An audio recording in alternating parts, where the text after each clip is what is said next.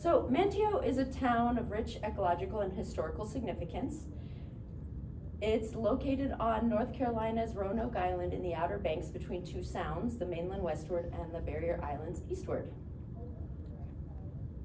And Manteo's 1980 participatory plan is championed as a poster child of grassroots community design, a focus of place attachment research, and an inspiration to designers internationally.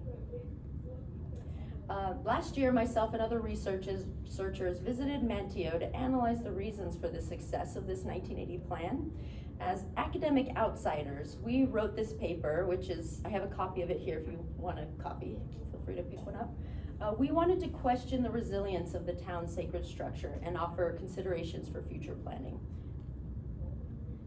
So the town, this is just a brief history. The town commissioned Randy of North Carolina State University School of Design to envision this plan to recover from 22% unemployment.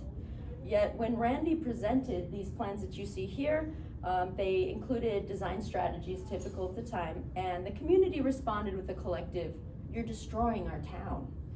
And so, although citizens wanted an improved economy, they were unwilling to sacrifice the specialness of their town to achieve it. This outright rejection clarified that an unconventional design process was essential. This is what it looked like when Randy showed up on site. Randy's new approach was to identify and then map the town's most beloved places. The results were profound. Certain places were hotspots for socialization, far beyond the goods or services offered there. These hotspots were places frequented in everyday life, like the post office, where spontaneous newsing occurred, the diner, where political decisions were debated, and my favorite, the boat launch, where fishermen hung out. So when a town commissioner noticed that these secular yet ritualistic places were valued by citizens more than churches and cemeteries, he declared that this map they had created was called a sacred structure. So at that point, Randy understood that the plan must not only recover the economy, but also preserve and, if possible, expand the sacred structure, because to disrupt these places meant to undermine the very social fabric of the town. The plan was approved with urgent agreement among trusted representatives of both white and black communities, as well as parties with public and private interests. In Lynn Manzo's terms, the citizens had become intentionally place attached and willing to act upon these sentiments. Subsequent decades after the plan saw not just a recovery, but over 96% employment, and a thriving town with an economic focus on wooden boat building and historical tourism.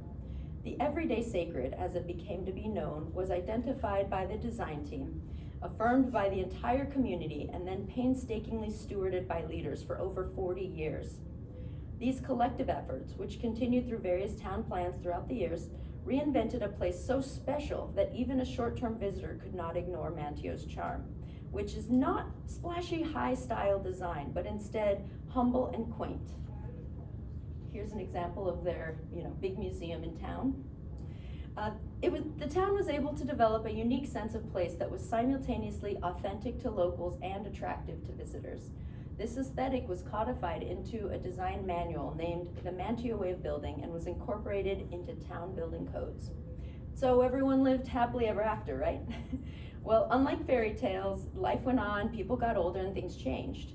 Last November, I traveled to Manteo to see this poster child town for myself and to analyze the long-term success of the sacred structure, now 45 years old. I love this picture of Randy. I was accompanied by Randy, who's sitting right here, thank you for being here, whose role has since evolved from the creator of the original plan, or an insider, to an enthusiastic observer, which is now outsider status. We were joined by scholars from the School of Environment and Society at the Institute of Science, Tokyo, who've been working on themes of sacred structures and place attachment in their research. Our team of outside scholars conducted a 4-day symposium, which included not only our own observation and analysis, but also an interview with a local insider, Angel Corey, whose insights as a longtime active member of the community served to contextualize our conclusions. So by the time we did our on-site research, half of the original community members who fought to preserve the sacred structure were deceased, With the loss of these stewards who sacrificed for the public good, civic generosity and institutional memory had eroded, and our research team anticipated that the sacredness, although authentic, had become vulnerable. Furthermore, according to Angel, the town's commitment to city making is at an all-time low. She noted that some town commissioners say that the town's development had already arrived, so there's no need to continue planning.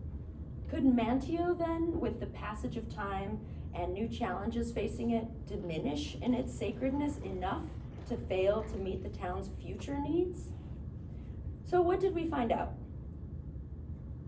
Both insiders and outsiders agree that even without knowledge of the existence of the sacred structure, it was nonetheless sensed while there. Just love this picture. This is the amphitheater that Randy sort of situated there, but I found out yesterday it was designed by Linda Jewell in part, right? The sacred structure was not just intact and better protected, but indeed expanded and multi-nucleated to new areas of town. Of the original sacred places, 80% remained largely intact or expanded, 8% had been relocated, and only 12 had been lost or demolished, including the Duchess Restaurant, which is the beloved place for political banter. There's a lot for everyone to agree on, but there are also points in which our outsider observations differ from the lived experience of locals. For example, insiders were uniquely positioned to remember the details of political struggles and trade-offs in order to save the town. When Manteo was in a state of decline, no developers or state politicians wanted to invest in it. They deemed it an unfit place to host America's 400th anniversary, which really was a big party in favor of colonialism. Here's a picture of it, and it's all its pre-DEI glory, right? So maybe this is what we're to expect for 250 years of the United States this coming year. But this is actually a celebration of the first English colony in the New World. So anyway, locals fought to build and house the Elizabeth II replica ship here, host that celebration, and eventually draw some $20 million in public and private investment. We as outside researchers likewise had unique observations. We noted that a few of the 1980 design proposals were risky, yet successful, and have expanded the sacred structure. Original citizens wanted the center to be a space for locals, that's what you see right down here. And so the design responded by locating the town's top attraction, this ship here, right here as well, across the water outside town limits. Visitors would then need to cross over a bridge, this one right over here, onto an island to visit that ship and its museum, rather than access it directly from downtown.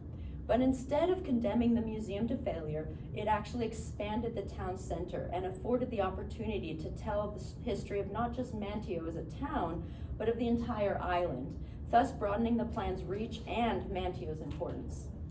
It just isn't a great selfie spot, right? It's like, how can you see this little tiny thing back here?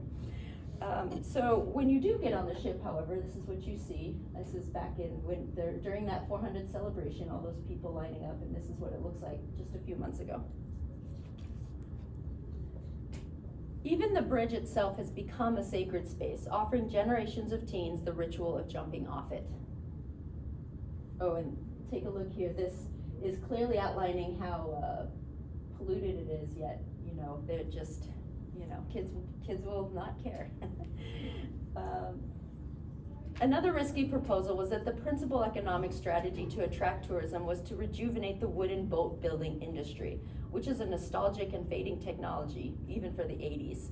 Yet in time, this activity indirectly inspired a yacht building industry that expanded beyond Manteo into several operations around the island. These facets of the plan were intended to revitalize a town and were successful enough that they now sustain a much larger area. Another outsider observation was that by including citizens in the design process, and at times having citizens in charge of the building themselves, a local culture arose that encouraged everyday citizens to create public sacred place.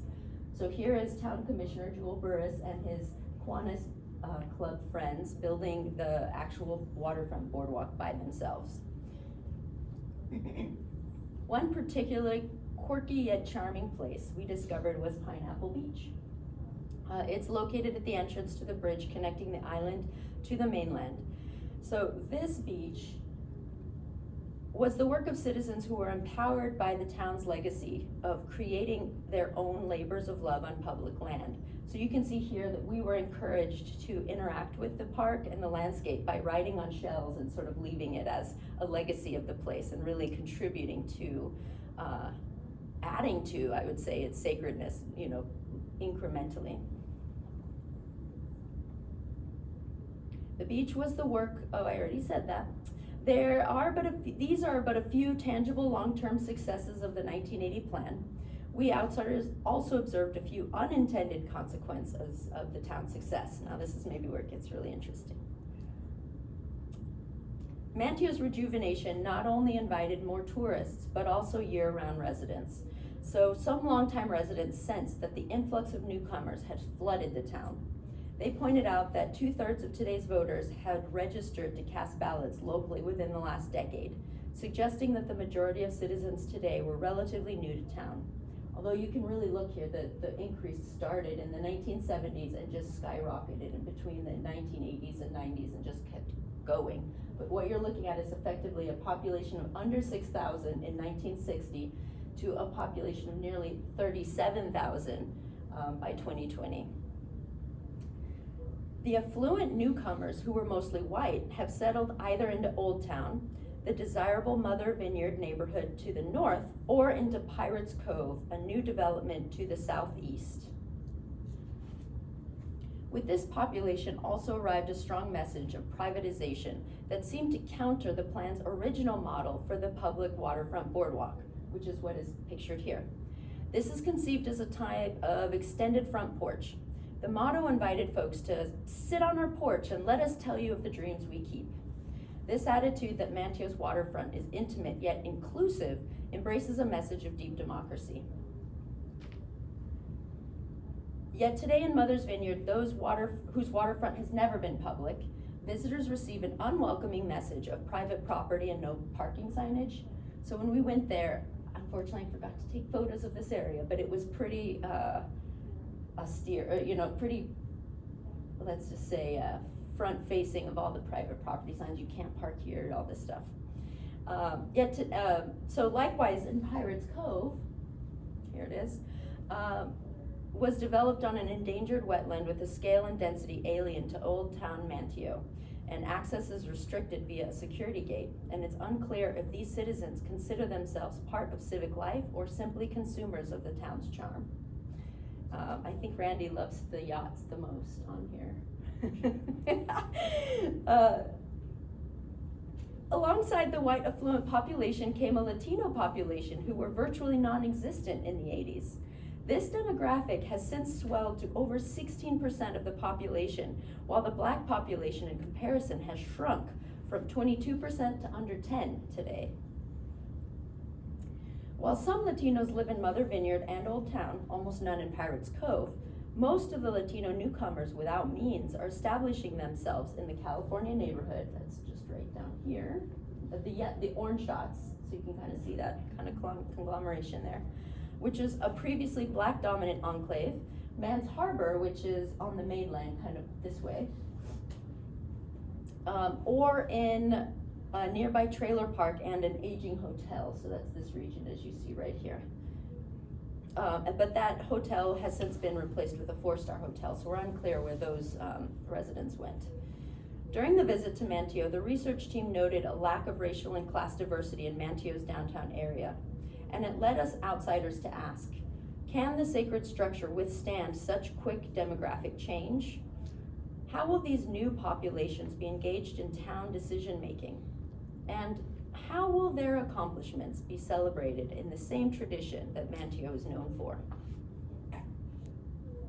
To conclude our research, we look toward Manteo's next 40 years of challenges and opportunities. The town faces extraordinary uncertainties, many of which are not unique to the town, namely climate change and population shift. As a town at sea level, locals have already noted tide extremes increasing by a foot or more, so flooding is a major concern and a focal point for town commissioners. However, no less important are the demographic shifts occurring nationwide as well as within Manteo.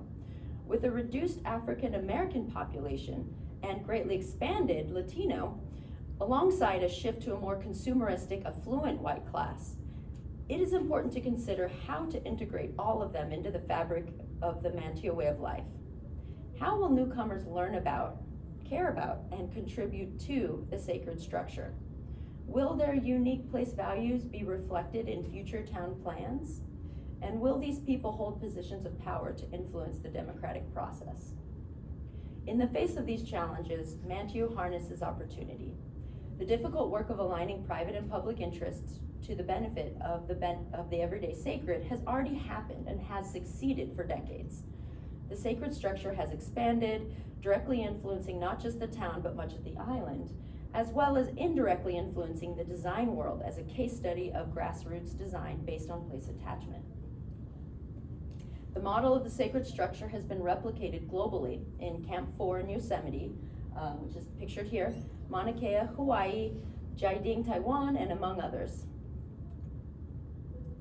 Currently, our colleagues in Tokyo are advancing the research by categorizing sacred places and overlaying them onto topographic maps in order to systematize and predict which type of sacred places are most resilient through time, and therefore most beneficial to citizens. With this new methodology, Manteo planners may be able to predict which sacred places are most vulnerable and therefore needing more protection, as well as providing evidence for which type of designs may most successfully allow the sacred structure to the flexibility to grow and evolve for decades to come.